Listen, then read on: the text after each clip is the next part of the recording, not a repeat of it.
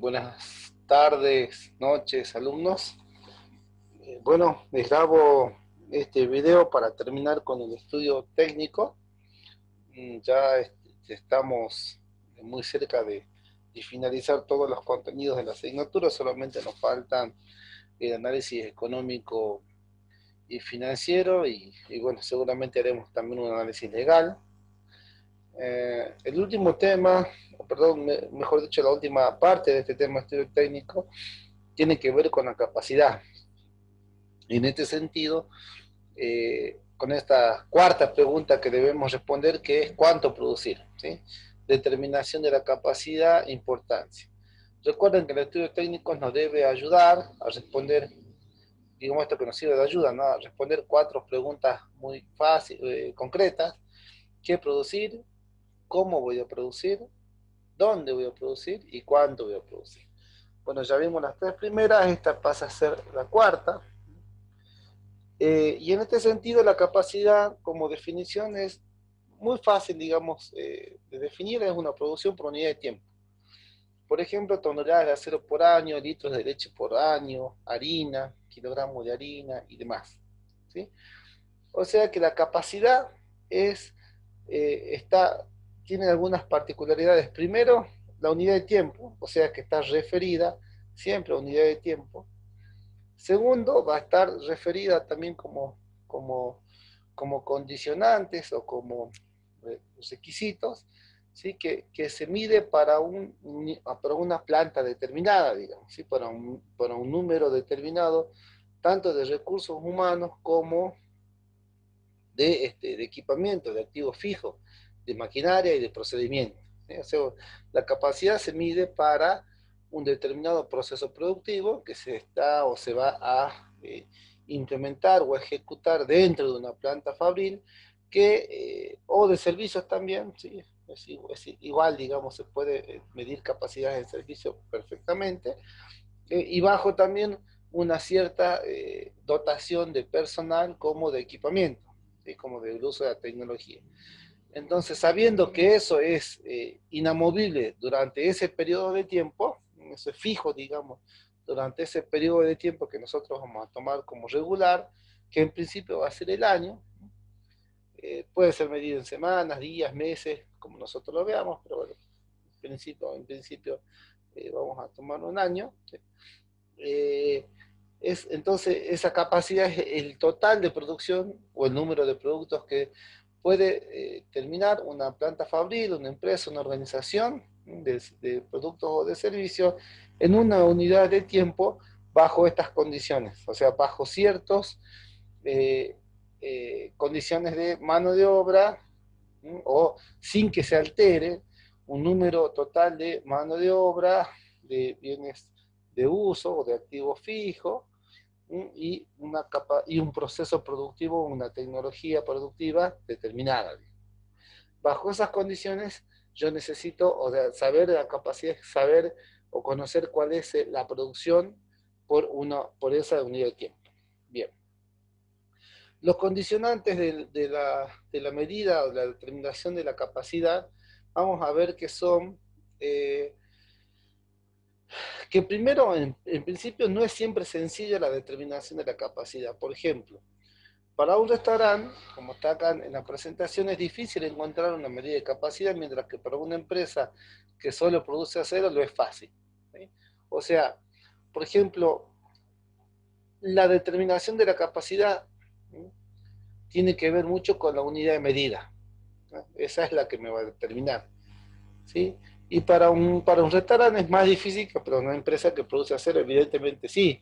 Y si yo tengo una empresa que produce acero, la unidad de medida es fácil, es el acero. Al igual que podríamos hablar de una empresa que produce cemento. ¿Sí? La capacidad va a ser cemento, ¿sí? Kilogramos, toneladas, lo que fuese. En cambio, para medir la capacidad de empresas que tengan los productos heterogéneos, como puede ser un restaurante, por ejemplo, ¿no? Donde hay platos de distintos tipos, formas y demás, evidentemente ya esa capacidad, la unidad de medida está mucho más difícil de encontrar. Por ejemplo, para el restaurante, una medida de capacidad muy importante son los comensales. O sea, ¿cuántos clientes puede atender un restaurante por día, por semana, por mes, por año? ¿Sí? Y esa será su capacidad, ¿sí? Ustedes lo verán, ¿sí? Cuando pasen a un restaurante, un salón de eventos, ¿qué dice ahí? Este salón o este bar, este pub tiene la capacidad de, bueno, eso debería estar plasmada inclusive, ¿no? Por una cuestión de seguridad, cuál es la capacidad que está autorizada, esto también es una cuestión legal, ¿sí? ¿Cuánta gente puede como máximo ingresar a ese local? Bueno, para estos tipos de locales, como les decía, un restaurante, bar, pub, evidentemente que la unidad de medida más homogénea, estable y representativa, como figura acá, que son sus condiciones, va a ser, por ejemplo, la clientela directamente, ¿sí? La cantidad de clientes o de personas que pueden tomar el servicio sí, básicamente para los servicios, ¿no? Aunque habría que pensar también bienes productivos, también podría ser igual. Entonces, una de las condiciones, dos condiciones, ¿no?, para determinar la capacidad. Primero, que deben mantenerse fijos entonces en una unidad de tiempo, una misma dotación de personal, de tecnología y de maquinaria. Y la segunda es que la unidad de medida debe ser representativa, estable y homogénea, o sea, estable, que no se modifique en el tiempo, por lo menos en el tiempo que nosotros vamos a medir la capacidad. Representativa, ¿sí? Que si yo tengo varios productos a producir, bueno, esta unidad pueda representarlos a todos. Y homogénea, que sea única, una sola, digamos, ¿sí? No varias, porque si no sería como complicado, digamos, ¿sí?, obtener esa medida. O obtener la capacidad. Tiene que ser una, ¿sí? Homogénea, una, pocas. Bien, capacidad, después algunas definiciones sobre capacidad que nos van a, que nos son útiles. Por ejemplo, la capacidad de diseño, capacidad que desea o que promete tener una planta fabril antes de que empiece a producir. Esta capacidad va a estar prevista, evidentemente, en una organización que todavía no comenzó a funcionar. Entonces, esa será la capacidad del diseño, la capacidad que promete tener o que promete brindar o ofrecer una planta fabril antes de que empiece a producir. Una capacidad efectiva, que es la obtenida en condiciones normales de funcionamiento, con horarios, turnos habituales, dotación de personal regular, un estado de mantenimiento normal de las maquinarias. Es también conocida como capacidad sostenida. ¿Por qué sostenida? Porque puede mantenerlas en el tiempo. Es una capacidad que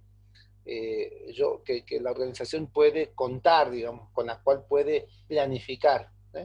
Por eso la capacidad efectiva es aquella capacidad que podemos, también conocida como capacidad sostenida. ¿Sí?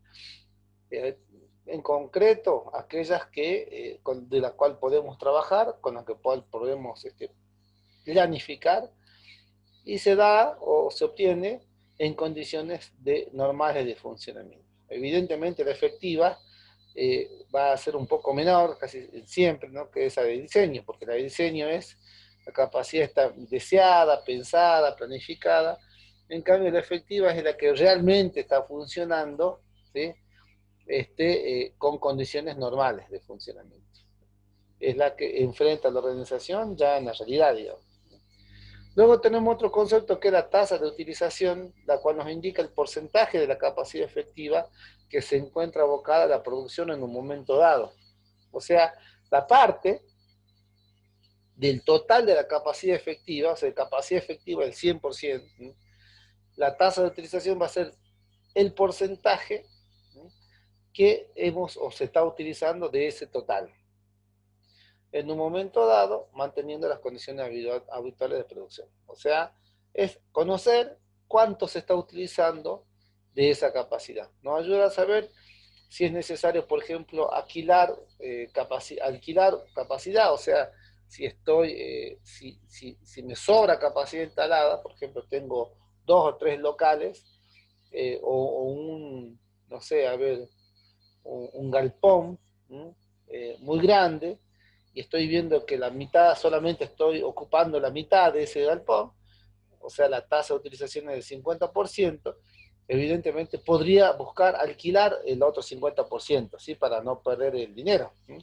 puedo ceder capacidad, y esto se da, el alquiler o la cesión, o inclusive vender o modificar y demás, tendrá que ver cuando la tasa de ocupación es muy baja. Y esto sucedió porque, bueno, porque las previsiones no fueron las correctas, porque el comportamiento de la demanda no es el adecuado.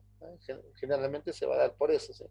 Porque todas esas previsiones de demanda no han sido correctas y hemos sido demasiado optimistas a la hora de, de la planificación. ¿Eh?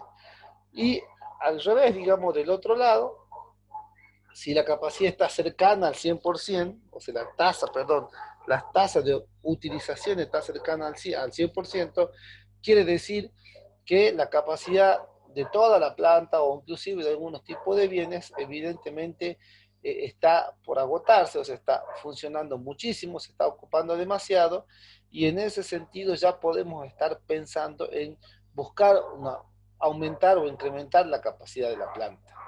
¿Por qué? Y bueno, porque ya estamos cercanos al 100. Quiere decir que si tenemos unos pocos clientes más, o si por ejemplo hay una maquinaria que de haberse utilizado por tanto tiempo y no haberla hecho descansar, y de no haberlo, por ejemplo, eh, previsto los mantenimientos necesarios, o de tener tantos mantenimientos, ya es necesario comprar o incrementar esa capacidad. Evidentemente, la manera que yo tengo de alertar esto es cuando yo veo una tasa de utilización cercana al 100%. Capacidad pico es la que se puede obtener, fíjense ahí, alejándose de las condiciones normales de operación. Por ejemplo, cuando se emplean horas fuera de lo habitual. Recuerden que yo les comentaba que esa determinación de capacidad, esta que nos sirve para planificar, para prever, es una condición de capacidad bajo ciertas restricciones, que es de tener una determinada dotación de personal, tener una dotación también fija por ahí de bienes de uso o de maquinaria, un procedimiento o una tecnología también productiva determinada, ¿no? Y eso me va a referir a la capacidad que es más común o que la organización va a tener más en cuenta a la hora de programar, de planificar. Pero también una capacidad, digamos, un poco ya extraordinaria, ¿sí? Que llamamos capacidad pico, y que se utiliza en algunos momentos, ¿sí? Pocos cuando es necesario, y además, digamos, puede ser utilizada para ir cubriendo necesidades de mayor capacidad. O sea, si yo, o si la organización enfrenta una demanda por alguna razón extraordinaria, una demanda elevada, evidentemente yo para poder cubrir esa demanda, deberé aumentar mi capacidad. ¿Hasta dónde? Hasta lo que más dé. Ese es el pico, el techo, digamos. ¿Sí? Hasta donde más dé la planta. ¿Y cómo logro que lleguemos al límite de lo que pueda producir?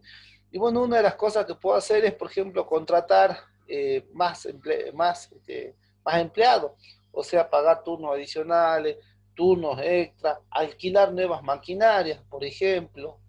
¿Sí? De esa manera, evidentemente, yo estaré alquilando o comprando nueva maquinaria, yo estaré aumentando un poco más la capacidad que yo tenía, esa capacidad efectiva. Evidentemente, se puede ir mejorando o aumentando eh, hasta cierto límite, ¿ah? Si es que las condiciones, por ejemplo, de demanda así lo requieren, ¿sí? Pero siempre hasta cierto límite. Pongamos un ejemplo por ahí más concreto. ¿Sí? Pongamos que usted tiene un restaurante de comida rápida, ¿sí? Y alquilan, no sé, un lugar de, a ver, 7 por 10, 7 metros de ancho por 10 de largo. Y ahí hacen el restaurante, ¿sí? Y supongamos que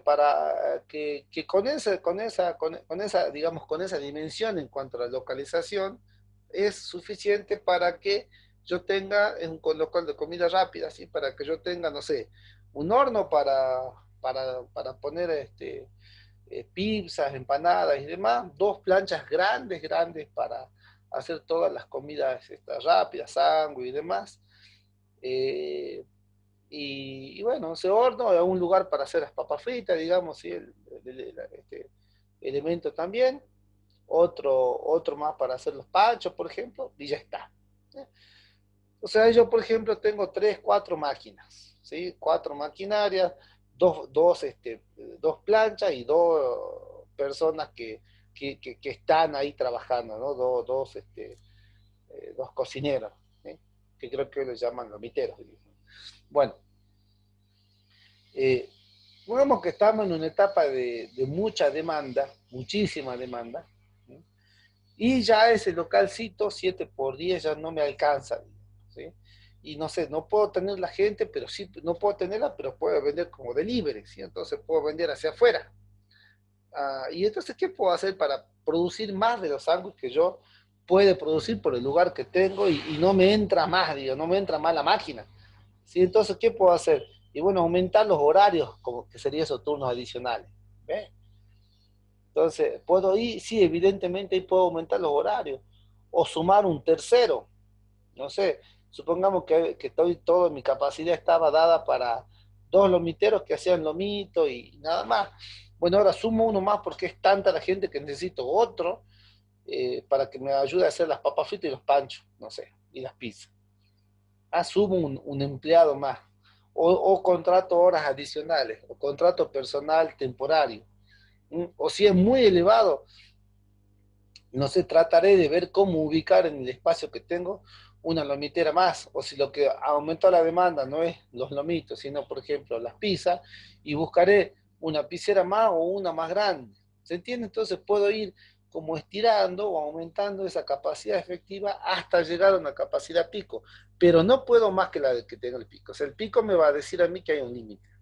¿Y qué es lo que va a poner ese pico? Evidentemente, ¿quién va a restringir eso? Y bueno, la inversión que tenga que realizar, el lugar, la localización que tenga, ¿sí? Porque si no ya estaríamos hablando, si el cambio es ya demasiado elevado, no estaríamos hablando de aumentar la utilización para llegar a una capacidad pico, sino que ya estaremos hablando de una nueva capacidad, ¿sí? De una nueva y total inversión. Entonces, y otra de las cuestiones es que esto de la capacidad pico se debe realizarlo en la medida que sea necesario. Cuando es necesario o cuando se espera es por determinados momentos, pero no momentos, pero que estos momentos tienden a desaparecer, o sea que se necesitan ciertos lapsos de tiempo y los puede desaparecer. ¿Por qué? Porque si esta necesidad de demanda es sostenida, evidentemente ya tengo que pensar no en la capacidad pico, sino tengo que pensar en aumentar la capacidad, que es otra cosa. O, por ejemplo, alquilar un local más grande, ¿sí? Buscar maquinaria más grande y demás. ¿Está? Ahí ya es otra cosa. Bien, esto con respecto de las medidas que nos va a servir después bastante. Algo sobre las estrategias de capacidad. ¿Qué quiere decir estrategia de capacidad? ¿Tener gran capacidad o pequeña capacidad? ¿Qué es más óptimo y qué es mejor? El primer concepto es, en general, lo estamos viendo aquí, el primer concepto que tenemos para mostrar, y esto es algo recurrente o que lo habrán escuchado en una buena cantidad de veces, ¿sí? Es que las empresas más grandes en general ganan más. Las empresas más grandes tienen mayor ventaja que una empresa pequeña, ¿sí? Y una de esas afirmaciones tienen el sustento en esto, ¿sí? En que, primero, los costos acá, estos vienen a ser los costos unitarios, los costos por cada producto, por cada unidad, tienden a disminuir, usted está viendo que este es el eje de la I, digamos, tiende a disminuir a medida que aumenta la cantidad producida. A eso le llamamos economía de escala. Una organización tiene economía de escala cuando va aumentando su producción y va disminuyendo sus costos. Esto básicamente, ¿por qué? Aquí lo vamos a ver. ¿Cuáles son las razones de que los costos disminuyan cuando la organización produce más? ¿O cuáles son sus razones? Bueno, porque cuando la inversión inicial inversión inicial en mayor capacidad, costo fijo elevado, resulta disminución de costos en producciones elevadas. O sea, si yo tengo una gran capacidad, o sea, un muy importante y fuerte inversión inicial en activos fijos sería, ¿sí? Costo fijo elevado, en activos fijos, evidentemente, cuando cuando la organización ocupa la mayor parte de esa inversión inicial, ¿ah? Los costos van a tener que reducir cuanto más se produzca. ¿Y eso por qué? Porque lo estoy utilizando más. Por ejemplo, yo puedo tener, a ver, vamos a un supermercado. ¿Sí? ¿Supermercado qué tiene? ¿Por qué vende barato, digamos? ¿Ah? Porque tiene grandes extensiones. Piensa, no sé, el Chango Más. ¿Ah? Tienen grandes extensiones de tierra, o sea, el lugar es bastante amplio, y con lo cual la inversión inicial evidentemente fue muy fuerte en ese momento. ¿Tiene costos fijos elevados? Sí, porque tuvo que pagar ahí, o compró el terreno, o pagar alquileres, ¿sí? Inclusive deberá pagar mantenimiento, seguridad, costos de seguros, pérdidas y demás, ¿sí? Evidentemente todos estos son costos fijos, pero estos se van a tender a disminuir muchísimo cuando haya mucha más cantidades o unidades producidas. ¿Por qué? Porque si yo tengo un costo fijo, por ejemplo, no sé, pongamos que Chango Más esté alquilando 1.000.000 de pesos, no sé, el alquiler por mes, estoy tirando cualquier número, ¿no? Debe ser por ahí, no sé. Y si yo produzco, no sé, a ver, si para 1.000.000 de pesos yo produzco medio millón de unidades, ¿sí? El costo sería de 2 pesos por unidad. ¿Sí? Ese sería el costo que estaría absorbiendo cada una de las unidades que tiene este supermercado por solamente tomando en cuenta este costo de alquiler, que es un costo fijo. Pero supongamos que en vez de tener eh, medio millón de unidades, tiene 1.000.000 de unidades. Entonces, 1.000.000 contra 1.000.000 sería 1 peso por unidad. Es reducido a la mitad el costo unitario, por lo menos que me produce los alquileres para cada uno de los productos que yo tengo, ¿sí? Y supongamos que en vez de tener 1.000.000, tengo 1.500.000, 2.000.000, ¿eh? Ahí ya vale 0,50 centavos cada producto, que para 2.000.000 de unidades y 1.000.000 de pesos en alquiler fijo, el costo para cada una unidad sería 0,50 centavos. ¿Eh?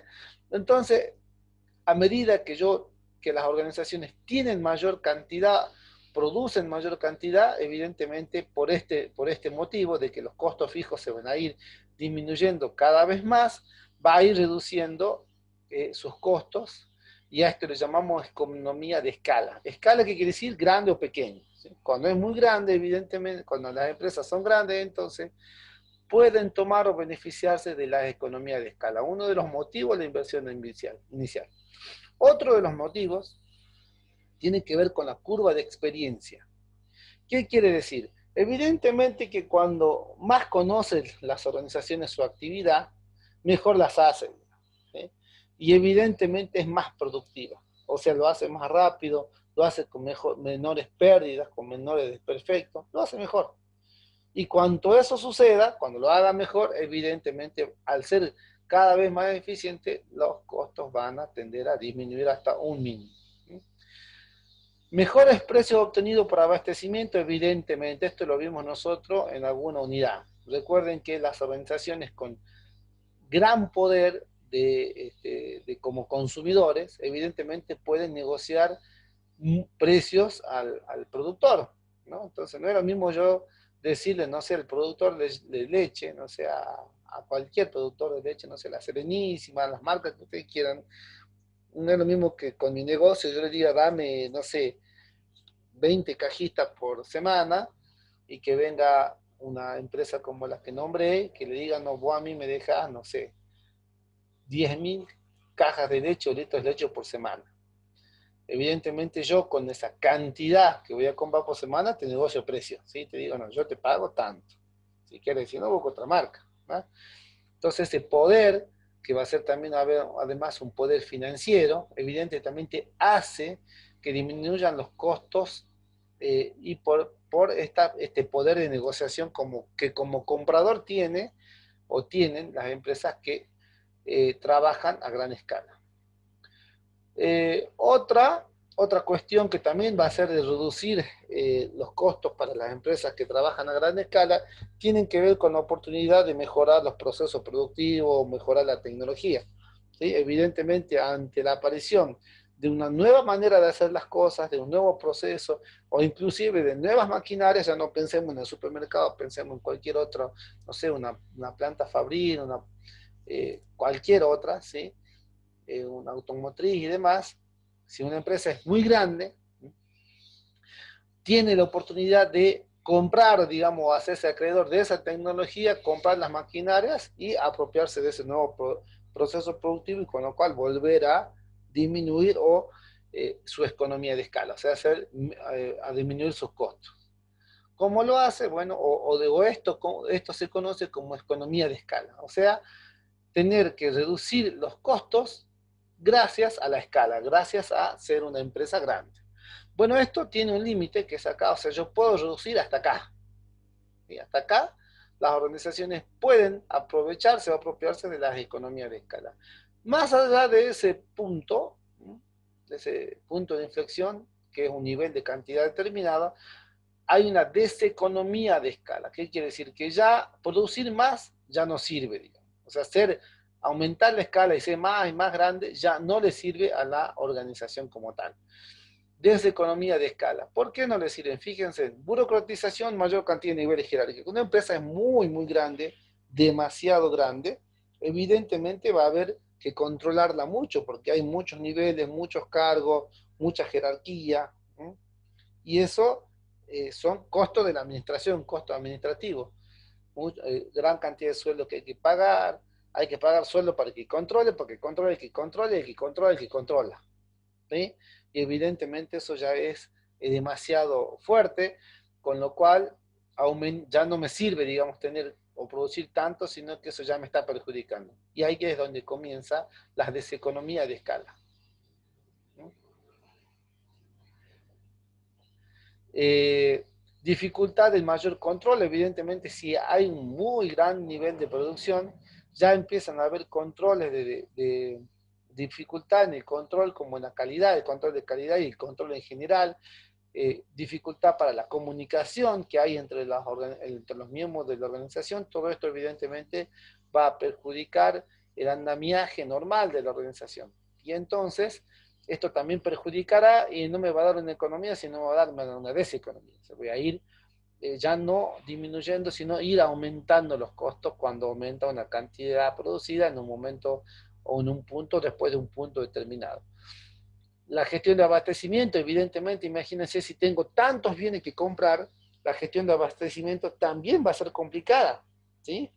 O sea, esto saber de manejar el inventario se puede llevar por ahí a perder un descontrol o poder la gestión en sí del abastecimiento. Y entonces todo esto puede perjudicar y provocar deseconomía de escala. ¿Cómo aumentos progresivos? Los aumentos progresivos de distribución, ¿qué quiere decir? Ante tanta cantidad producida o tantos bienes por distribuir, evidentemente cuando lo tenga que distribuir voy a requerir mayor distribución, o sea, de mayor gasto o costo de distribución, ¿sí? Porque tengo también muchos bienes que distribuir. O sea, es notable que las organizaciones son más eficientes y más económicas, o sea, reducen sus costos a medida que aumenta su escala, es evidente que es así. Pero eso tiene un límite que a partir del cual eso ya empieza a aumentar más la escala, o sea, producir más y más cantidad, puede llegar a producir también deseconomía de escala. ¿Sí? Bueno, ese es, digamos, el concepto de es grande o pequeño, y bueno, depende. ¿Sí? Porque también esto en términos generales, ¿sí? Pero también, por ejemplo, por eso es que ustedes van a ver algunas organizaciones cuando ya ven que crecen demasiado, por ejemplo, no se pueden tener, veamos casos muy chiquitos, ¿no? Tienen una panadería, ¿sí? Una panadería chiquita, y cualquiera, la de la esquina.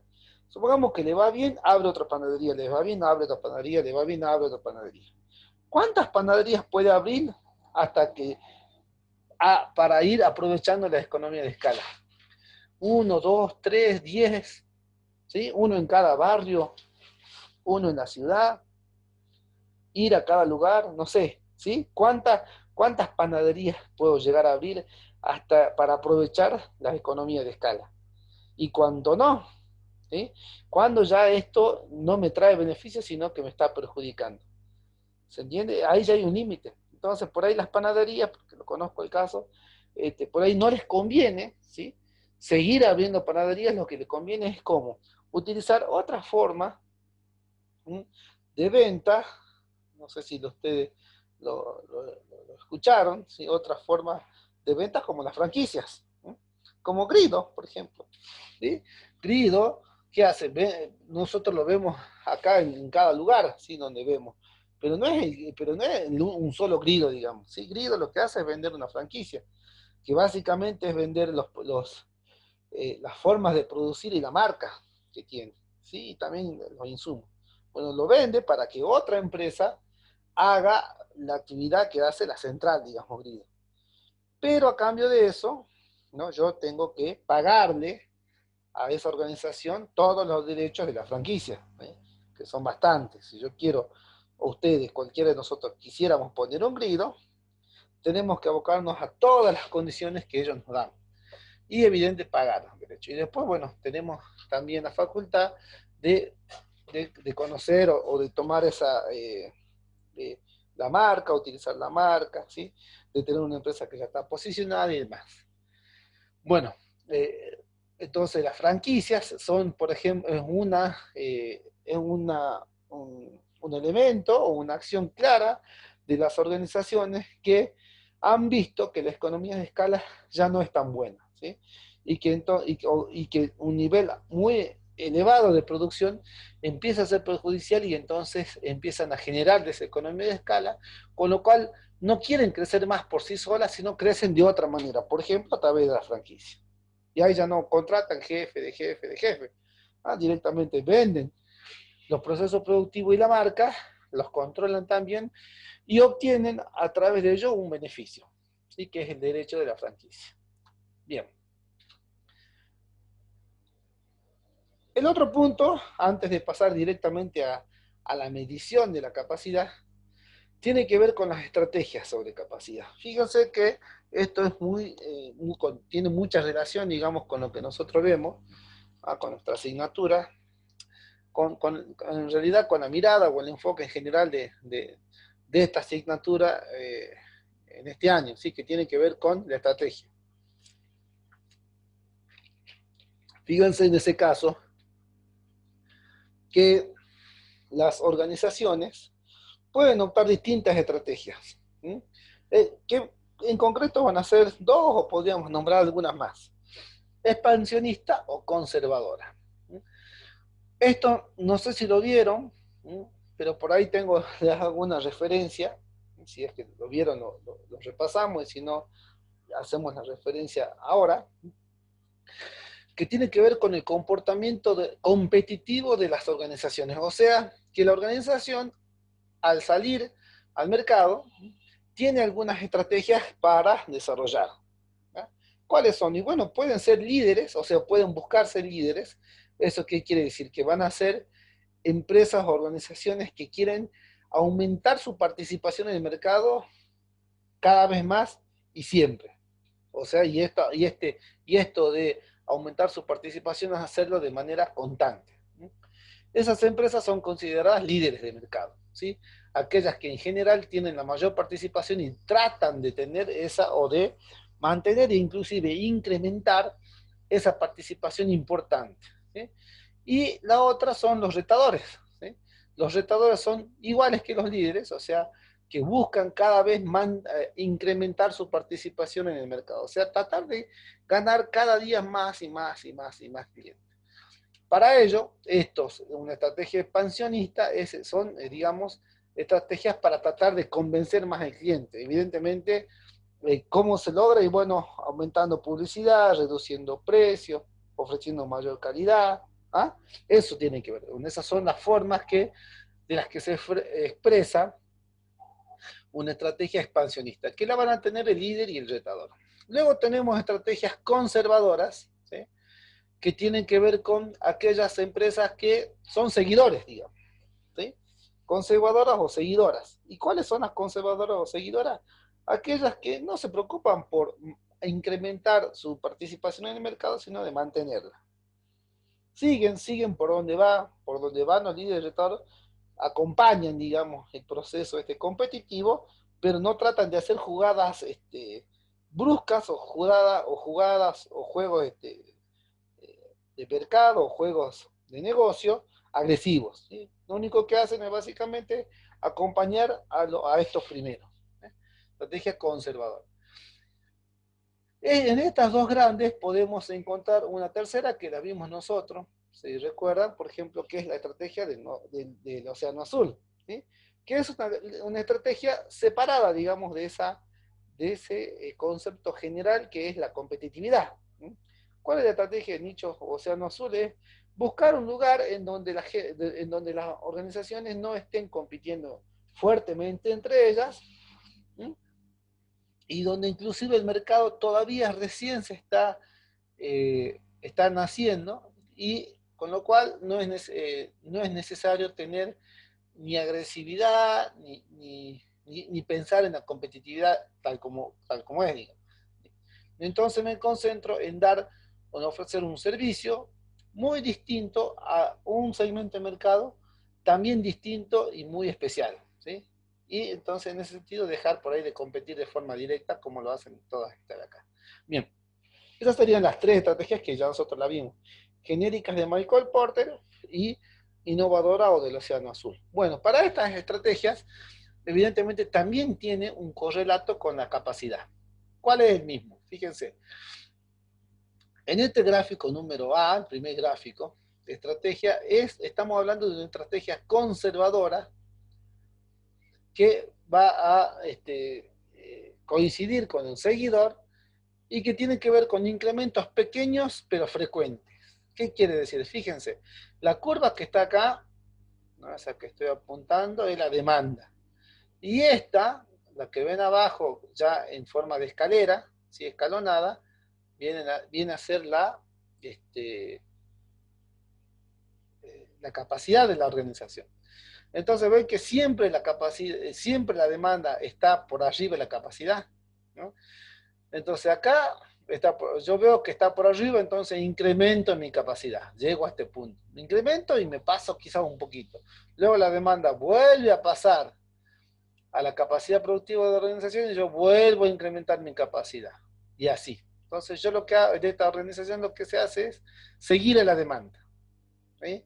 Seguir la demanda con incrementos de capacidad pequeños, o sea, no grandes dotes de capacidad, sino voy comprando o adquiriendo mayor maquinaria, mayor o un local nuevo, ¿sí? O aumento también inclusive de tecnología y demás, pero pocos, o sea, de pocos saltos, ¿sí? De saltos cortos, o sea, de poca inversión en realidad, pero siempre frecuente, ¿ven? O sea, saltitos pequeños pero frecuentes.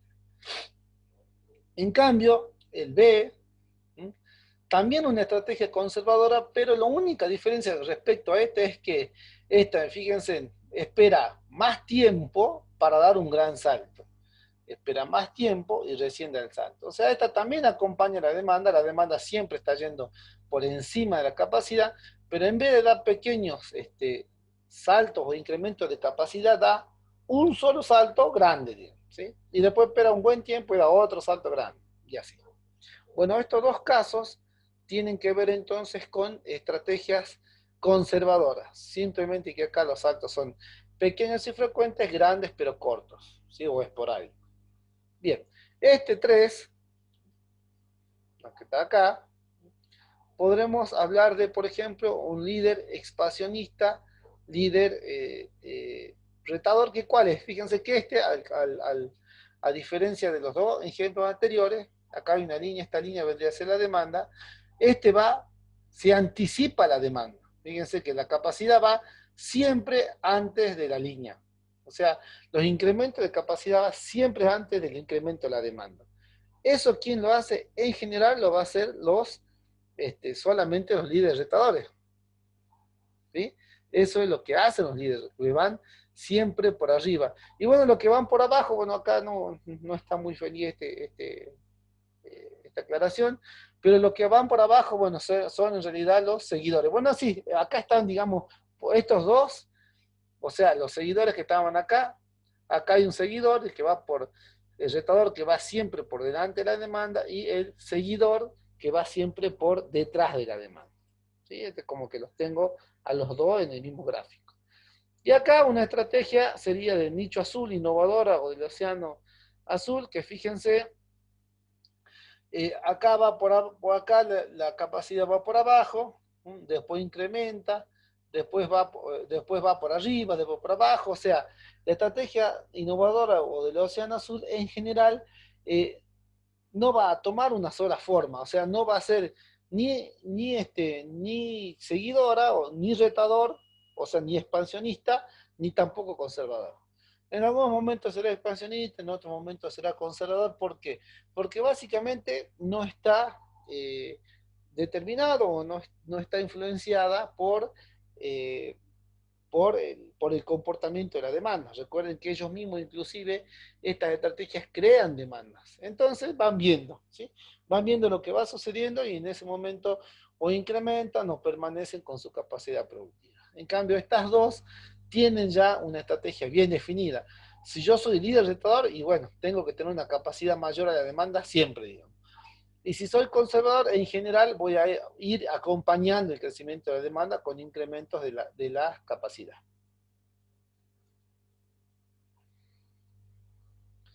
Lo único que nos está quedando, y quiero ver el tiempo que llevamos, bueno, si hay tiempo, para la capacidad, es este punto. Tiene que ver con la determinación de la capacidad. ¿Eh? Y es algo que ustedes que tienen ya en el trabajo práctico número 6 por realizar. Que es básicamente ponerle número. Es ponerle número a la capacidad. O sea, cómo saber cuánta capacidad tiene un proceso productivo. Fíjense, el flujo, o sea, el conjunto de actividades secuenciales de este proceso productivo, ¿sí? Está calculado, por ejemplo, para órdenes de 12 galletitas. O sea, como máximo, ¿qué quiere decir esto? Que como máximo yo puedo poner 12, puedo realizar un pedido de 12 galletitas. Más de 12 galletitas no puedo. ¿Sí? Esa es mi restricción, digamos. Ya vamos a ver por qué y qué es lo que pasa. Entonces, ¿cuáles son las etapas de este proceso productivo? Fíjense, tomar la orden, lavar o mezclar la orden, que por ejemplo la puedo hacer yo, que dura entre 6 minutos y de, eh, 1 a, de 1 a 3 docenas, o sea, esto como máximo, ya seguimos, igual les sigo explicando el ejemplo. Eh, el molde, que sería el segundo etapa, proceso en etapa, que también lo puedo estar realizando yo, en ese sentido, el tiempo será de 2 minutos por docena. Acá esto, o viendo, es una docena, porque acá vamos a tener una docena como máximo, ¿sí? Entonces, para el labor mezclado, usted 6 minutos por docena, para hacer el molde, yo también, o usted, 2 minutos por docena, para la carga del temporizador, por ejemplo, lo hace un compañero, ¿sí? Que utiliza el horno, 1 minuto por docena para hacer la carga, o sea, para llevar las galletitas y ponerla en el horno. Para cocinar, o sea, para que esté en el horno, 9 minutos a la docena, por docena, más de eso no se puede hacer. Recuerden que ese es el límite, ¿no? Para descargar, hay un tiempo de compañero, pero que es despreciable porque no demora nada. Debe enfriarse 5 minutos, empacado, el compañero, lo haría mi compañero con 2 minutos por docena, y para cobrar, el compañero cobra 1 minuto por cada orden. O sea, cada vez que yo entrego una orden, cobraría en 1 minuto. Entonces, este es todo el proceso productivo. ¿Sí? De todo el proceso para una orden común de máximo 12 galletitas, porque evidente más de 12 galletitas no entran en mi bandeja y no entran en el horno que yo tengo, ¿sí? Eso significa, o por eso es el límite este de 12. Entonces la pregunta es, ¿qué tan rápido puedo completar una orden urgente? Fíjense que yo lo que podría hacer es ir sumando los tiempos que va cada uno, cada uno de las etapas que va sucediendo. Entonces teníamos los 8, 10, 8, 10 minutos, 5 minutos, 3 minutos, que es lo que me va a dar 26 minutos, y acá están, ¿ve? Entre el lavado y el molde son 8 minutos que están acá. Entre carga del temporizador y la cocción serían 10 minutos, que es lo que está acá. Entre acá, sí, finalmente acá, esto es despreciable, así que el enfriado 5 minutos y 3 minutos para empacar y para cobrar. Total de este proceso, 26 minutos. En 26 minutos, desde que yo tome la orden, yo podría tener una orden lista, ¿eh? De venta de galletitas. Entonces digo yo, ¿cuántas órdenes puede producir por noche, asumiendo que la empresa está abierta 4 horas cada noche? O sea, acá la pregunta es, ¿cuál es la capacidad de producir galletitas, ¿no? Una empresa, capacidad diaria, o sea, por noche sería diaria, que está abierta 4 horas cada noche. Fíjense, yo ya hice este cálculo de los 26 minutos. Entonces, ¿cuántos minutos totales disponibles tengo yo? 240. Si una hora tiene 60 minutos, 4 horas, que es el total de horas que yo puedo producir, serían 6 por 4, 24, 240 minutos. Dividido en 26 minutos, que es el total que me demora a mí una orden, me da 9,2 órdenes.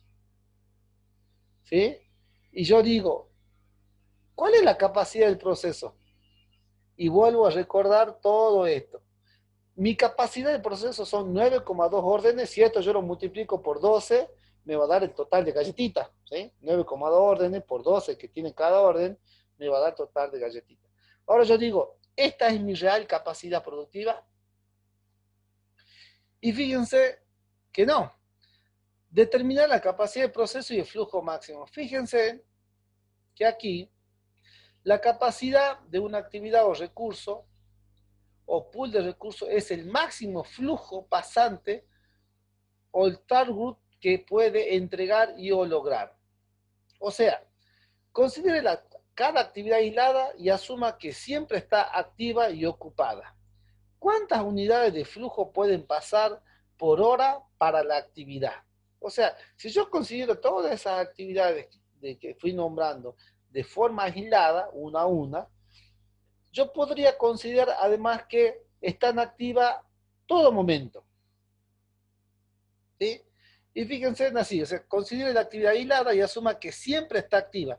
O sea que constantemente, durante todo el tiempo que refiere mi trabajo, está siempre, siempre activa. Entonces yo lo que digo es cuánto tiempo está activa, o sea, lo que estoy buscando es esa tasa de utilización, que ya lo vimos la vez pasada, o sea, cuánto ocupo yo en la etapa, cuánto se lleva del total de ocupación, el lavado, el moldeado, la carga, el enfriado y todo esto, ¿no? Entonces, ¿cómo yo hago para obtener eso? Fíjense, una docena dividido en 6 minutos, recuerden que este es el tiempo, me da 0,170 docenas por minuto. ¿Sí? Con lo cual, si esto yo lo llevo a la hora, me da 10 docenas por hora. Y así hago lo mismo. El moldeado era una docena cada 2 minutos. Esto me da, si yo lo divido, me da 0,5 docenas por minuto. O sea que yo puedo producir 0,5 docenas por minuto. Y si eso yo lo multiplico por 60, que son los minutos en una hora, me da 30 docenas por hora para el molde. Y así en cada uno. Fíjense acá, ¿eh? Que cuál es la que menos productiva es. Fíjense que la menos productiva es 6,67 docenas por hora, que coincide con el horneado. O sea que esta es la menos productiva. ¿Sí? ¿Por qué? Porque yo al dividirlo, una docena en 9 minutos, me da que yo por minuto puedo producir esto en número de órdenes, y 0,11 órdenes. Lo multiplico por 60, que son los minutos, y me da 6,67 docenas o órdenes, que es lo mismo, por hora. Evidentemente acá, bueno, acá tenemos el horneado ¿no? Que es lo que más cuesta. Acá está de horno, horneado, horno, ¿no? 6 la docena. Bueno, evidentemente eso es lo menos productivo, ¿no? De todo. Y también lo puedo ver de otra manera, que es determinando el cuello de botella. Considere cada actividad aislada y asuma que siempre está activa o ocupada, cuántas unidades de flujo pueden pasar por hora por la actividad. Entonces, esto hicimos así de nuevo otra vez, y fíjense que me da, esto es el resumen de acá, digamos, si esto está acá, fíjense que me da que la que menor carga tiene es 6 docenas por hora. O sea que la etapa del horneado es la menos productiva de todas, fíjense. ¿Ah?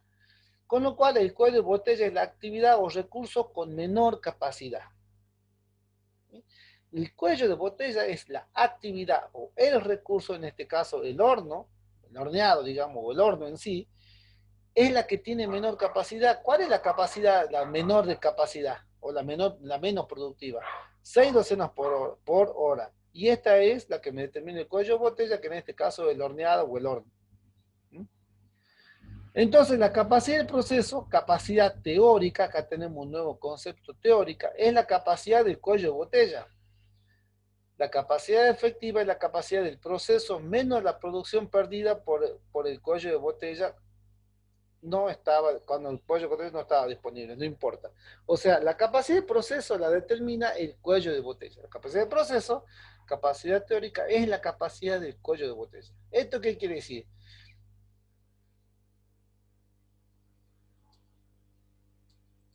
¿Esto qué quiere decir? ¿Recuerdan que nos daba 28 minutos?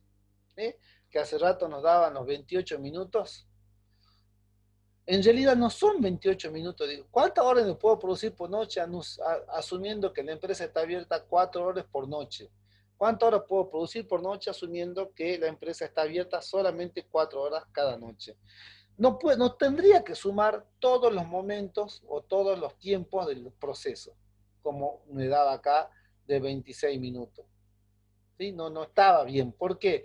Porque yo solamente tengo que tener el cuello de botella, que es quien me tiene a mí atado el proceso productivo. O sea, el que me está determinando cuánto, cuánto es lo que voy a producir como máximo. Y fíjense que acá lo que tengo que hacer yo entonces, 2,40, que es el total de minutos dividido en 10 minutos, que es la capacidad que tiene o el tiempo que demora el cuello de botella. Con lo cual, en vez de tener estas 9,2 órdenes, creo que era así, en realidad yo puedo generar 24 órdenes de trabajo. ¿Sí? Y este es la verdadera capacidad productiva. Si yo quiero saber cuántas galletitas puedo hacer, para este ejemplo sería 24 órdenes por 12 galletas.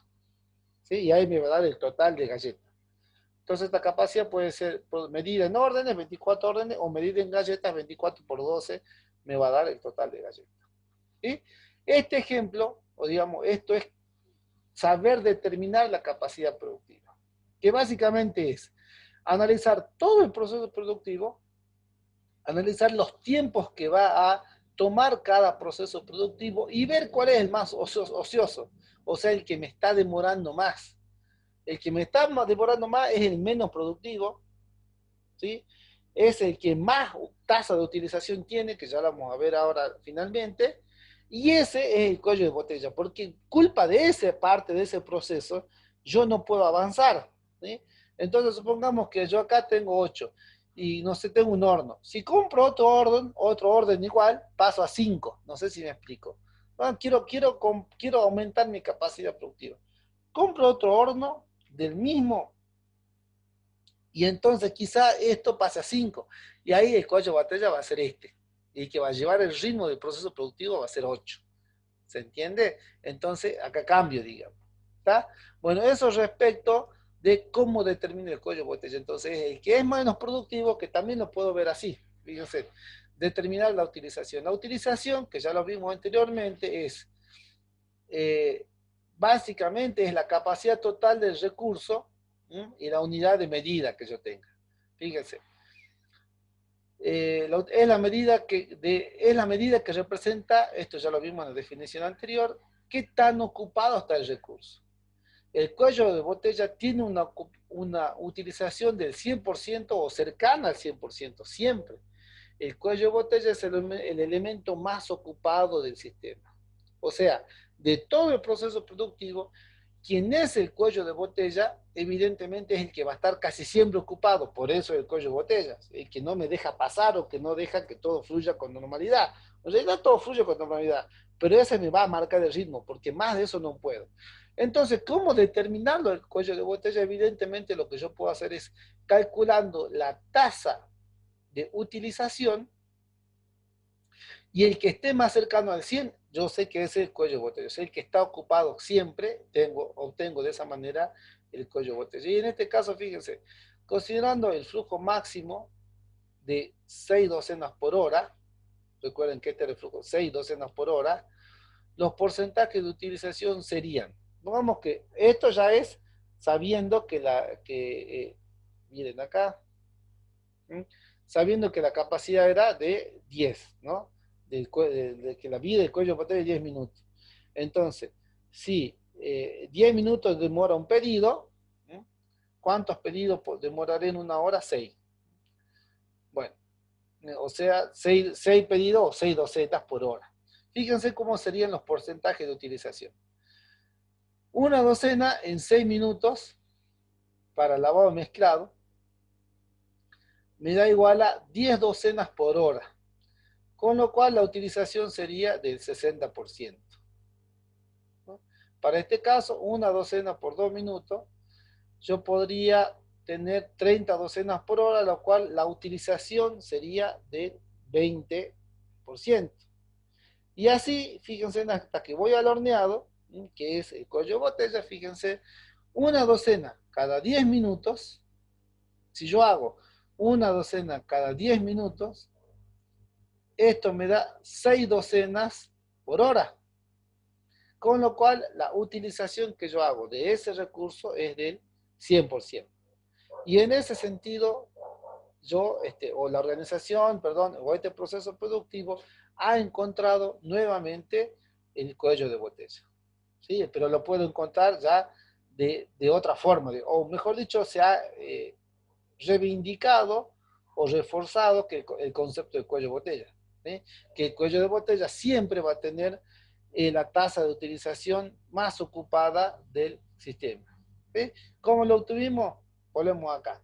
Una de las formas de saber cuál era la etapa del proceso productivo que más tiempo me estaba ocupando. Fíjense acá, la etapa era acá de los 10 minutos del horneado y que me daban a mí 6 docenas por hora. ¿Sí? O sea que era la actividad que menos cantidad me ofrecía o que menos productos realizaba, 6. ¿Sí? O sea, era menos productiva. Y visto esta es la productividad, y visto de la tasa de utilización es el cuello de botella será el que más tasa de utilización tenga, aquella que se acerque al 100%. ¿Sí? Entonces, por esos dos motivos, digamos, encontramos que el cuello de botella es en realidad el que me va a determinar a mí la capacidad de los procesos productivos y es el que yo tengo en cuenta a la hora de encontrar esa capacidad, de medir esa capacidad. ¿Sí? Bueno, hasta acá sería todo. Yo les dejo este video, chicos, como siempre. Y bueno, espero que realicen el trabajo práctico número 6, que es el que tiene que ver con la determinación de capacidad. Buenas noches.